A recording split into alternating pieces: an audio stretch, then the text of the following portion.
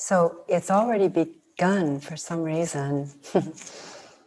We are about to try and illustrate how these conversations can happen, how they naturally can happen when you're empty enough. And I would just invite you, my host in a way, to examine to the audience what you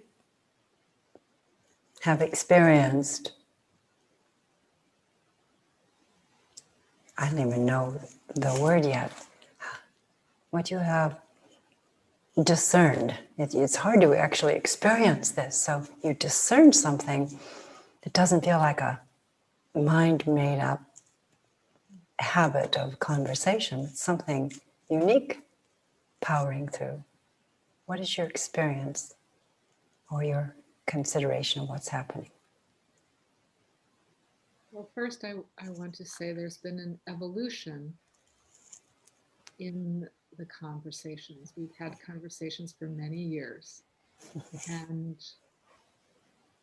But I would say that even from the very first, I felt that you knew what I meant in a level that no one else I've ever met knew what I meant. And then over the years, I would say that I learned to share in that telepathy, to be one with you, with this holding, this holding presence, this point presence of listening to God. And now I experience that I'm just absolutely in 0 point of love, just enjoying the moment so thoroughly, loving the moment and listening for the word. And if a question arises while you are speaking, and the question will come out of union with God. The question will come out of that, or it may be another viewpoint, a little bit more clarifying viewpoint. And if that just arises within me, even if I'm silent, you may begin speaking about that very point. So it's actually hilarious and fun to sometimes sit in these conversations, being absolutely conversant with you, very much, and I wouldn't say you, but conversant with God in this moment, and yet not maybe saying a word.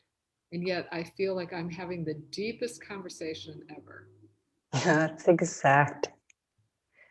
There's a word we will use on occasion, and you used it today, and that's the zero.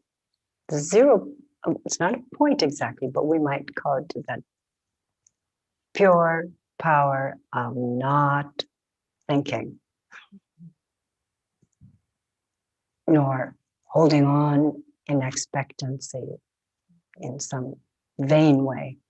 More room and the fun of being played into by wholeness, using every power in us differently. And the power is to align where the higher framing happens before we utter anything. There's one other thing I would say, which is that we are not simply indulging in having a conversation together. We come together in service to bring the word. And